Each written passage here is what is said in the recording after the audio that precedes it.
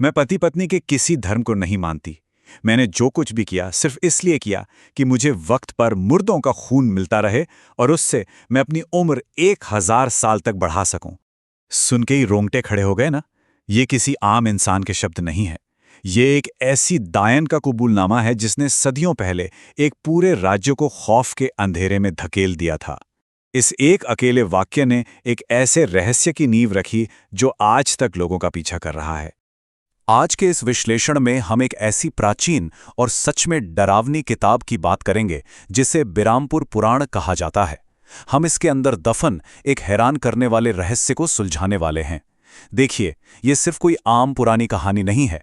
ये दरअसल एक ऐसी पहेली है जो 400 साल पुराने अतीत और आज के वर्तमान को आपस में बिल्कुल जोड़ देती है। हम इन दो अलग अलग दौर को देखने वाले हैं और समझेंगे कि सदियों पहले की ऐसी कौन सी भूल थी जिसका खामियाजा आज की पीढ़ी को भुगतना पड़ रहा है। तो आखिर वर्तमान समय में हो क्या रहा है? एक गांव पर बहुत बड़ा संकट टूट पड़ा है। एक ऐसी आफत जिसे पिछले 400 सालों से किसी ने नहीं देखा था, वो वापस लौट आई है। निशिर मौलो, एक अनुभवी तांत्रिक, इसी भयानक स्थिति को समझने के लिए इस बीरमपुर पुराण के पन्नों को पलट रहे हैं। पर आखिर अचानक ये राक्षस वापस क्यों आ गए? इसका जवाब जानने के लिए हमें वक्त में थोड़ा पीछे, उस दौर में जाना होगा जहां से ये सब शुरू हुआ था। तो चलिए चलते हैं अपने पहले हिस्से पर, द एंशिएंट बुक सीक्रेट। देखते हैं इस किताब में आखिर क्या रहस्य छुपे हैं। किताब के पन्ने खुलते ही अतीत के राज्य की एक ऐसी तस्वीर सामने आती है जहां धोखे का एक बहुत ही डरावना खेल चल रहा था। यहां दो बिल्कुल अलग शासकों की तुलना देखी जा सकती है।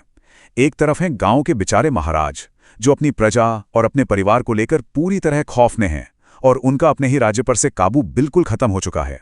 और दूसरी तरफ है उनकी नई रानी दमयंती।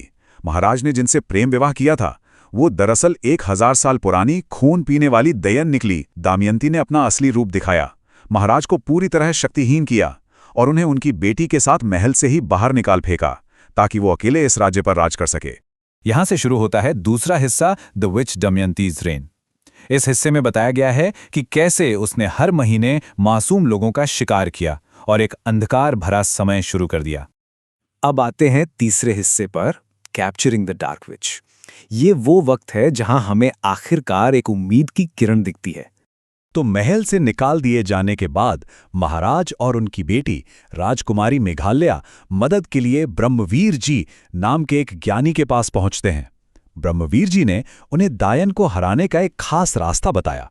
लेकिन सबसे बड़ी मुश्किल ये थी कि इस दायन को मारा नहीं जा सकता था, उसे सिर्फ कैद किया जा सकता था, और वो भी एक बहुत ही खतरनाक अनुष्ठान के जरिए। इसके 4 कदम थे। पहला, पूर्णिमा की आधी रात का इंतजार करना। दूसरा, एक गुप्त मंत्र का जाप करना। तीसरा, उस पर अचानक एक तांबे के चाकू से प्रहार करना। और चौथा और सबसे जरूरी कदम, सुबह होने से पहले उसे जमीन में गाड़ देना। पर यहां एक बहुत बड़ा इशारा छिपा है। ब्रह्मवीर जी ने साफ बताया था कि ये अनुष्ठान कोई आम योद्धा नहीं कर सकता। इसके लिए एक ऐसी बहादुर और साफ दिल वाली महिला चाहिए थी जिसने अपनी जिंदगी में कम से कम 100 लोगों की जान बचाई हो। और हैरानी की बात देखिए, राजकुमारी मेघालया बिल्कुल इस शर्त पर खरी उतरती थीं, क्योंकि उन्होंने पहले भी एक जानलेवा महामारी के दौरान मृत्युंजय अमृत पेड़ का बीज लाकर हजारों की जान बचाई थी। यही वजह है कि किस्मत ने इस खतरनाक काम के लिए सिर्फ और सिर्फ राजकुमारी को चुना। तो फिर आती है वो पूर्णिमा की रात, शमशान घाट का सन्नाटा और एक सांस रोक देने वाला आधी रात का हमला। राजकुमारी मेघालया अंधेरे में छिपती छिपाती दयन के पास पहुंचती हैं और ठीक वक्त पर तांबे के चाकू से उस पर प्रहार कर देती हैं। हमला कामयाब होता है, दयन गुफा में कैद हो जाती है। लेकिन वहां एक सख्त चेतावनी भी थी, राजकुमारी को अब कभी भी उस गुफा के आसपास नहीं भटकना है। यहां आकर लगता है कि सब ठीक हो गया है ना, लेकिन ऐसा था नहीं। यहां से शुरू होता है चौथा हिस्सा, द अनडेड मॉन्स्टर पैक्ट। दयन की कैद के बाद गांव वालों ने सोचा कि अब वो आजाद हैं, पर उनका राज्य एक नए और उससे भी बड़े आतंक का शिकार बन गया। ये आतंक थे निशिर मोलो। अब ये निशिर मोलो आखिर हैं क्या? दरअसल ये ऐसी जिंदा लाशें थी जो अपने कंधों पर ताबूत उठाए घूमती थी। ये मृतक महाराज को एक दुष्ट और क्रूर राजा मानते थे और इसी चीज का बदला लेने के लिए उन्होंने गांव वालों को उठाना शुरू कर दिया। दयामंती से छुटकारा पाने के ठीक अगले दिन शनिवार की रात को इनका हमला शुरू हो गया और असल में इन्हें रोकना दयन को रोकने से भी ज्यादा नामुमकिन लग रहा था। घटनाएं इतनी तेजी से घटी कि किसी को सोचने का वक्त ही नहीं मिला। शनिवार की रात को इन राक्षसों का हमला होता है। राजकुमारी उनका रास्ता रोकती हैं। वहां प्रजा को बचाने के लिए एक बेहद निराशाजनक समझौता होता है और नतीजा ये निकलता है कि महाराज और राजकुमारी दोनों अपने ही राज्य को छोड़कर अलग अलग दिशाओं में निकल जाते हैं। और वो समझौता क्या था? यहां राजकुमारी मेघालय ने एक बहुत बड़ी कसम खाई। उन्होंने राक्षसों से सामना करते हुए कहा, मैं वादा करती हूं कि महाराज का मृत शरीर मैं खुद आपको लाकर दूंगी। बिल्कुल, उन्होंने सीधे राक्षसों से शर्त रख दी थी। शर्त यह थी कि जब तक राजकुमारी गांव से बाहर हैं तब तक राक्षस उनका इंतजार करेंगे और प्रजा सुरक्षित रहेगी। लेकिन अगर उन्होंने कभी भी बिना महाराज की लाश के राज्य की सीमा में वापस कदम रखा तो राक्षस वो कत्लेआम फिर से शुरू कर देंगे। और सबसे अजीब बात तो अब आती है। ठीक इस भयानक वादे के बाद बिरामपुर पुराण के पन्ने अचानक से खत्म हो जाते हैं। बस कहानी यहीं ठहर जाती है। किताब में इसके आगे कुछ नहीं लिखा कि उनका आगे क्या हुआ।